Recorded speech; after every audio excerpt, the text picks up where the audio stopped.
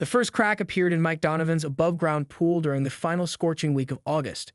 He stood in his backyard, hands on hips, staring at the thin, dark line running from the water line down to the base as a persistent trickle of water escaped onto his meticulously maintained lawn. After 7 summers of family memories, the 20-foot diameter structure had finally surrendered to time and elements. The crack wasn't catastrophic, but Mike knew what it meant. The pool's days were numbered. "Well, if that," he muttered, running a weathered hand through his salt and pepper hair. At 43, with 2 teenagers who had lately preferred mall hangouts to backyard swimming, maybe it was time for a change. What Mike couldn't possibly know as he inspected the damage was that his simple decision to remove an aging pool from his own property would spiral into the neighborhood conflict of the decade. A conflict that would eventually involve screaming matches, property line disputes, 2 squad cars, and a woman who'd become infamous in their suburban community of Meadowbrook Estates. The Donovans had purchased their modest ranch-style home on Elmcrest Drive 12 years ago, attracted by the good school district and the friendly, tree-lined streets. The neighborhood had changed over time. Some longtime residents had moved away, new families had arrived, but it had maintained its pleasant middle-class character.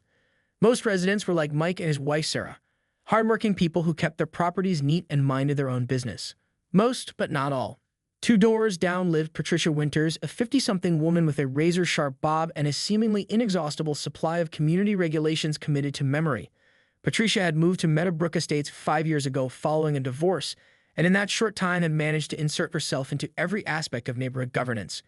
She chaired the technically voluntary but socially mandatory homeowners association meetings. She organized the neighborhood watch, though crime was virtually non-existent.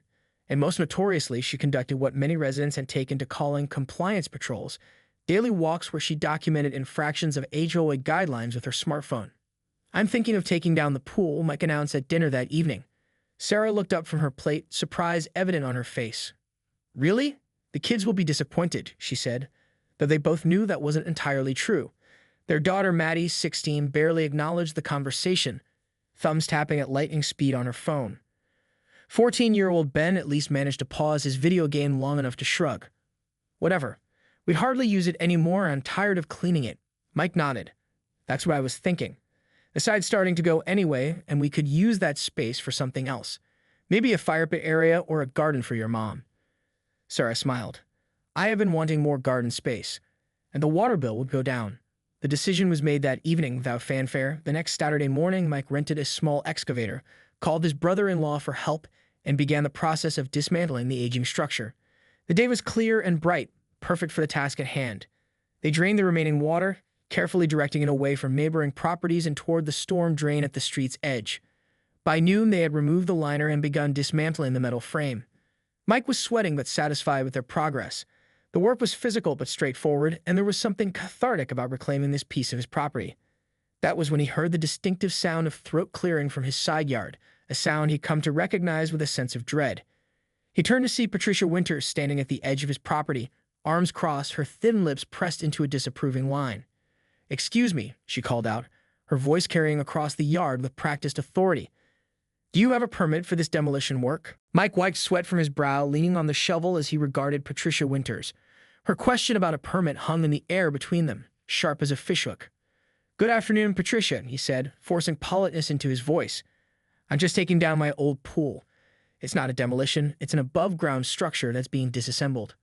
Patricia's eyes narrowed as she took a single step onto his property, her gaze sweeping over the half-dismantled pool frame and the pile of blue liner lying in the grass. She wore khaki capras and a pale blue polo shirt, her neighborhood watch badge pinned prominently to her collar like a sheriff's star. Behind her, Mike noticed 2 other neighbors had paused their yard work to watch the exchange. Section 14.3 of the Meadowbrook Estates HOA bylaws clearly states that any structural modifications to property exteriors require prior written approval, she declared, her voice carrying so the onlookers could hear. This includes removals as well as additions. Mike's brother-in-law Tom shot him a look that said, "Is she serious?" but remained silent. They both heard stories about Patricia, but this was Mike's first direct confrontation with her. "Patricia, this isn't a structural modification. It's not attached to the house," Mike explained, maintaining his composure. "And frankly, I've read the bylaws. Above-ground pools aren't even mentioned specifically. Any permanent fixture visible from common areas falls under HOA purview," Patricia countered, pulling out her smartphone. "I'll need you to halt your work until you've filed the proper paperwork. I can email you the forms now." Mike felt his patience beginning to thin. The pool is already halfway dismantled. I'm not halting anything. This is my property. I'm only trying to maintain neighborhood standards, Patricia said, her voice taking on a wounded tone that didn't match the triumph in her eyes. Property values affect all of us. By now, Sarah had emerged from the house, wiping her hands on a dish towel. She'd observed enough of these neighborhood dramas to sense trouble brewing. Is there a problem? She asked, coming to stand beside her husband. Your husband is conducting unauthorized demolition work, Patricia informed her, as if reporting a felony to a concerned spouse. I was just explaining that this requires HOA approval.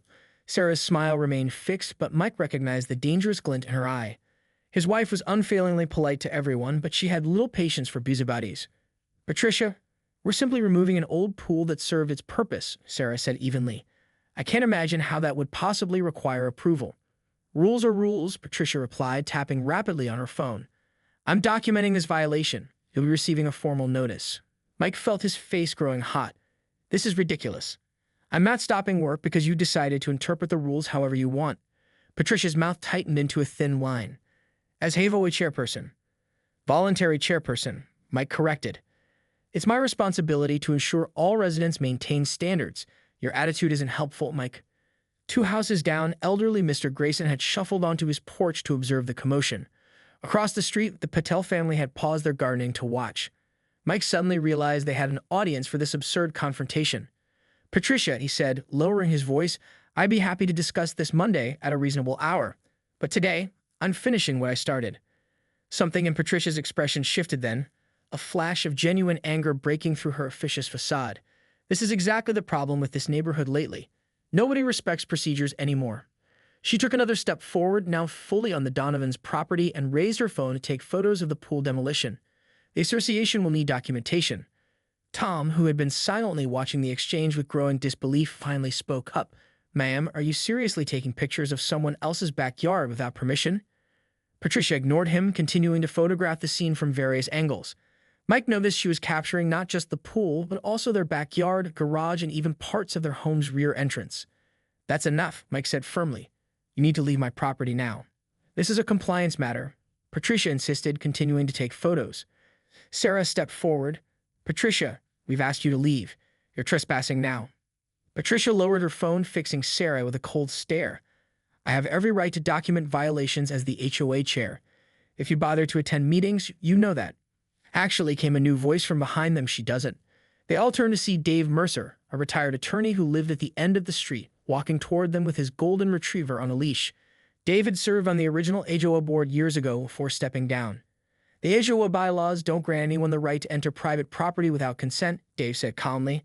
Not even the chairperson, especially for an above-ground pool that was never subject to HOA approval in the first place. Patricia's face flushed. I'm simply doing my duty. You're trespassing, Dave interrupted, and you know it. Now, why don't you let the Donovans finish their weekend project in peace? For a moment, tension crackled in the air. Patricia looked from Dave to Mike and Sarah, and to the growing number of neighbors watching the scene. Whatever calculations she made, she seemed to decide this battle wasn't worth pursuing, at least not directly. You'll be receiving written notification of this violation, she said stiffly, then turned on her heel and marched back toward the street. As she retreated, Mike heard her mutter, just loudly enough to be heard. This isn't over. Not by a long shot. The Donovans exchanged glances with Tom and Dave. Something in Patricia's tone made it clear. His pool removal had somehow become personal, and she wasn't going to let it go. What none of them realized was just how far Patricia Winters was prepared to go over an aging above-ground pool. By Monday morning, the entire neighborhood would be dragged into the conflict, and the simple weekend project would escalate in ways none of them could have anticipated. By Monday morning, Mike had almost forgotten about Saturday's confrontation. The pool was completely dismantled, the metal frames stacked neatly by the garage for recycling. All that remained was a circular depression in the lawn where the pool had stood for 7 years. Mike stood in his kitchen, coffee in hand, surveying his handiwork through the window with satisfaction. He filled in some of the deeper spots with topsoil, and once grass seed took hold, there would be no trace of the pool. His momentary peace was shattered by the chime of the doorbell. Mike opened the front door to find a thin man in a blue polo shirt holding a clipboard, standing beside a white van emblazoned with Meadowbrook County Code Enforcement on the side. Good morning, the man said, consulting his clipboard. I'm Inspector Roberts. We received a complaint about unpermitted construction work at this address. Mike blinked in disbelief. Construction work. I just took down my old above-ground pool over the weekend. The inspector nodded, making a notation. Yes, that's what the complaint indicated. According to County Ordinance 47.8, removal of semi-permanent structures over 400 square feet requires a demolition permit. Are you serious? Mike asked, unable to keep the incredulity from his voice. It was an above-ground pool, not a building. It just sat on the lawn. I understand, sir, but I need to verify compliance, the inspector replied, his tone suggesting he'd had this conversation many times before. May I see your backyard? Mike reluctantly led the inspector around to the backyard, where the circular impression in the grass was the only evidence of the pool's former existence. As you can see, there was no actual demolition, Mike explained. We just drained it, took apart the metal frame, and removed the liner. The inspector surveyed the area, taking a few photos with his county-issued tablet. Where did you dispose of the materials? The metal is there by the garage. I'm taking it to the recycling center later this week. The liner went to the county landfill yesterday. The inspector made more notes. And you didn't alter any in-ground plumbing or electrical? No, nothing like that. It was just sitting on the lawn connected to a garden hose when we needed to fill it. After a few more questions and photos, the inspector seemed satisfied. Well, Mr. Donovan, technically you should have pulled a minor demolition permit, but since the structure is already removed and there's no evidence of code violations, I'll just issue a warning this time. As the inspector handed him a yellow slip of paper, Mike couldn't help asking, Can I ask who filed the complaint? I'm afraid that information is confidential, the inspector replied, though his expression suggested he knew exactly who was behind it. As the county van pulled away, Mike noticed Patricia Winter standing in her driveway 2 doors down, arms crossed, watching the scene with undisguised interest. When she saw Mike looking her way, she quickly busied herself with retrieving her mail, though her mailbox had clearly already been emptied. That afternoon, Mike returned home from work to find an official-looking envelope tucked into his front door. Inside was a notice of violation from the Meadowbrook Estates Homeowners Association, citing unauthorized exterior modifications and imposing a $100 fine with additional $25 daily fines until the violation was remediated. The notice was signed by Patricia Winters, HOA chairperson. This is insane, Mike muttered, storming into the kitchen where Sarah was preparing dinner. She's fining us for removing our own pool. Sarah read the notice, her expression darkening. Does she actually have the authority to do this? I don't think so, Mike said, pulling out his phone. I'm calling Dave. Dave Mercer, their retired attorney neighbor, arrived 20 minutes later reading glasses perched on his nose as he examined the HOA notice at the Donovans' kitchen table.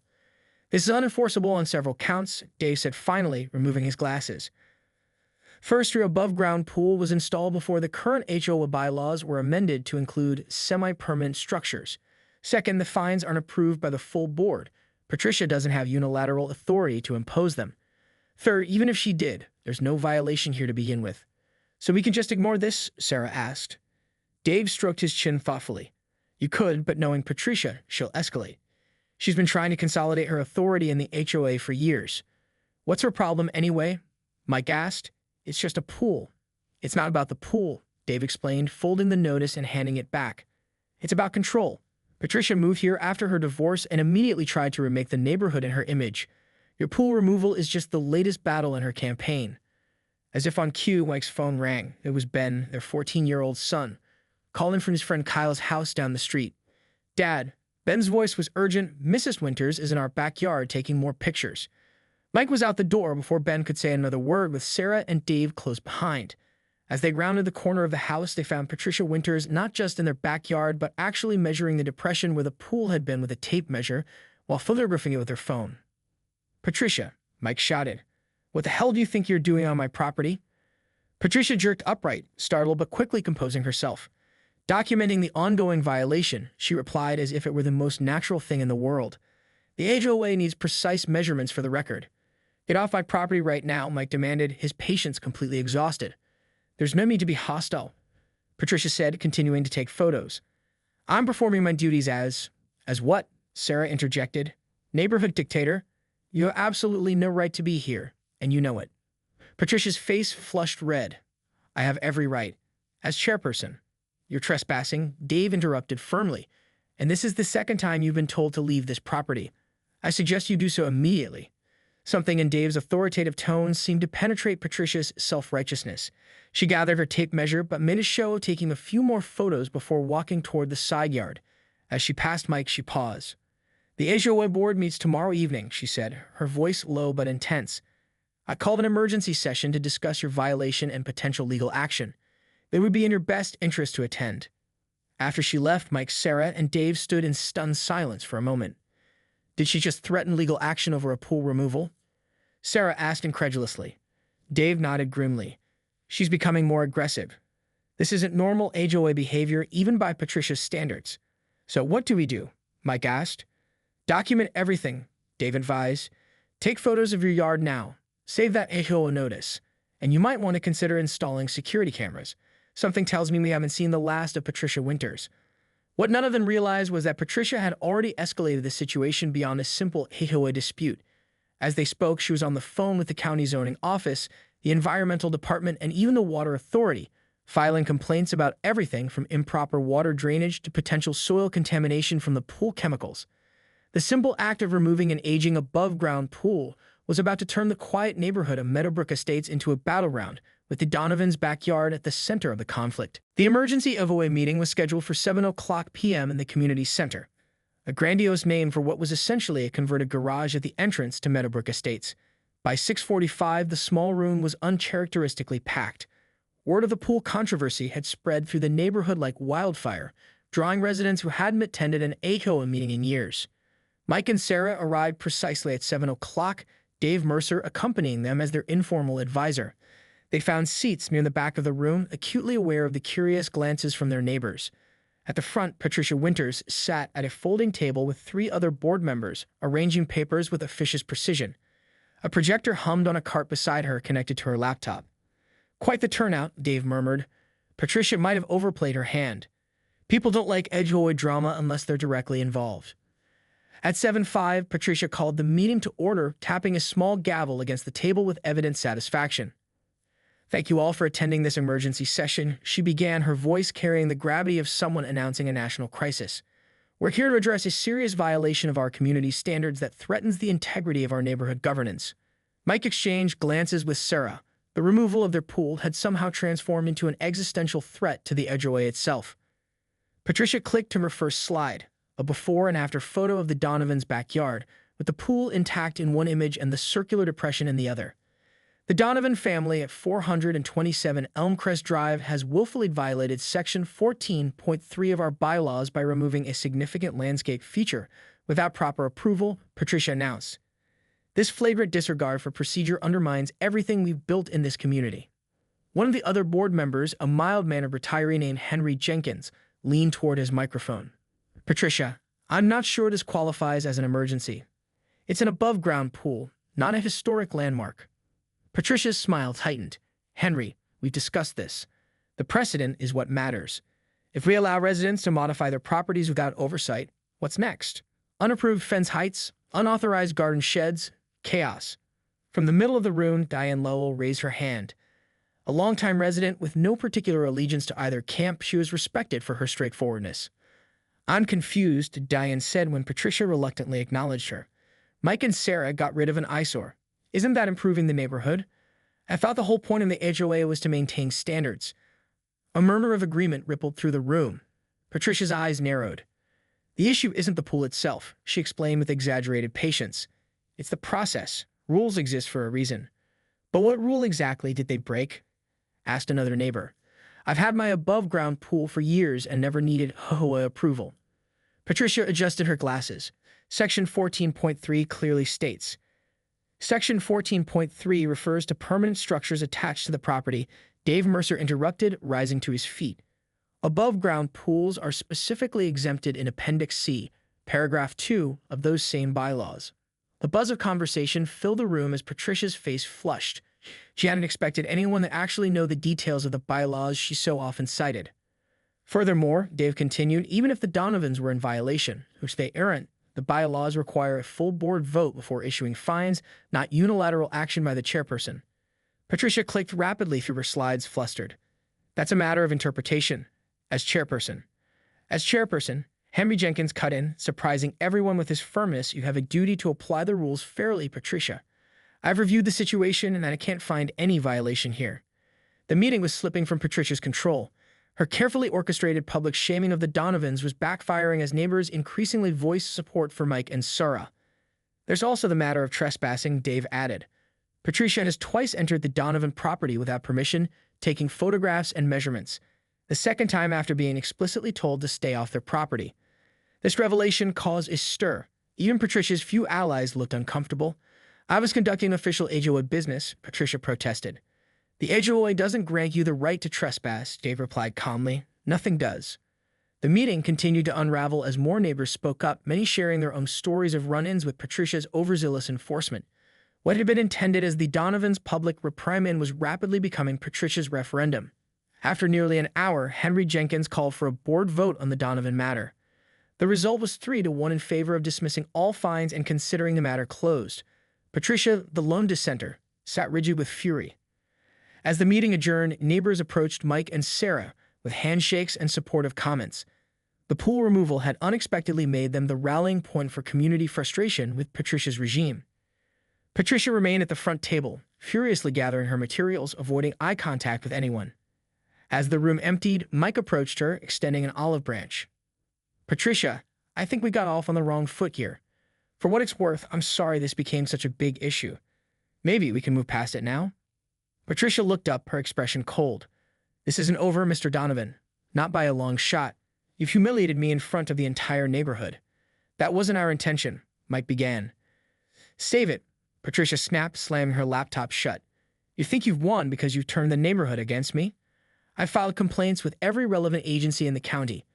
Your little pool removal is going to cost you far more than a $100 fine when I'm done. Mike stepped back, genuinely taken aback by the venom in her voice. Patricia, this is getting out of hand. It was just a pool. It's about respect, she hissed. Something you clearly don't have for this community or its leadership. By Friday, the Donovans' ordeal had entered its second week. The constant parade of inspectors had temporarily ceased, with each agency finding no violations but generating paperwork nonetheless. Mike sat at his kitchen table that evening, a small mountain of inspection reports, certified letters, and official notices spread before him. This is getting expensive, he muttered to Sarah, who was preparing dinner. The soil testing alone cost us $300, and this water runoff certification was another $250. Sarah placed a comforting hand on his shoulder. Dave says we can probably recover those costs if we decide to take legal action for harassment. Mike rubbed his temples. I just wanted to take down a leaking pool. How did this become a legal battle? Their conversation was interrupted by the doorbell. Mike groaned, expecting yet another inspector with a clipboard. Instead, he opened the door to find 3 of their neighbors, Diane Lowell, Henry Jenkins from the HOA board, and Mrs. Patel from across the street, standing on the porch with concerned expressions. We need to talk, Diane said without preamble. It's about Patricia. Over coffee in the living room, a disturbing picture emerged. Patricia's vendetta against the Donovans wasn't an isolated incident, but the most extreme example, a pattern. Henry revealed that Patricia had maintained unofficial violation files on nearly every household in Meadowbrook Estates, documenting what she perceived as infractions with photographs and notes. She tried to force the board to act on these multiple times, Henry explained, but most were so minor. Grass half an inch too tall, trash cans left out an hour too long that we refused. Mrs. Patel, normally reserved, spoke up. Last month, she reported my flower garden to the county agricultural department, claiming I was growing invasive species. They were marigolds, the same ones I've grown for 15 years. And last summer, Diane added she called animal control on the Wilsons' dog for excessive barking. Their dog is 13 years old and barely makes a sound. Mike leaned forward. So why does everyone put up with this? The neighbors exchanged glances. She's relentless, Henry said finally. Most people decide it's easier to comply than fight, and she's careful to target one household at a time, so there's never been a unified response. Until now, Diane added, what she's doing to your family has crossed a line.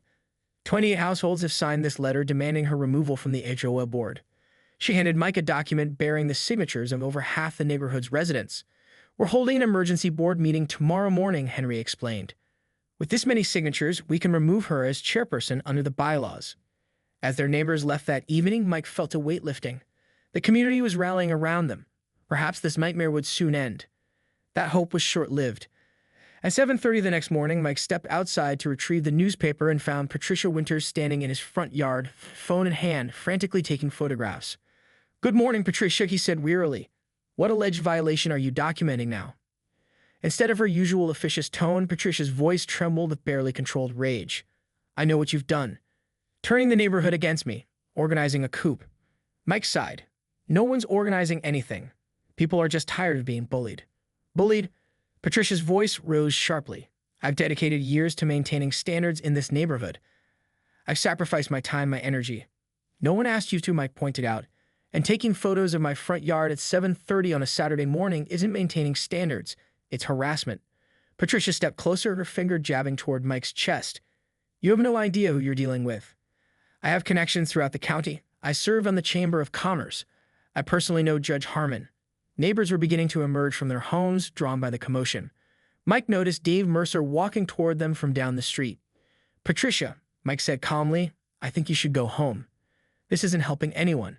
Don't tell me what to do, she shouted, her composure finally cracking. This is my neighborhood. I was protecting property values while you were still renting an apartment. Sarah had appeared in the doorway, their teenage children peering curiously from behind her. Mike, she called, everything okay? Patricia whirled towards Sarah. You're behind this, aren't you? Women, like you, always undermine community leadership. Too busy with your career to contribute, but quick to criticize those who do the work. Dave Mercer had reached them now, placing himself between Patricia and the Donovans. Patricia, you need to calm down and go home.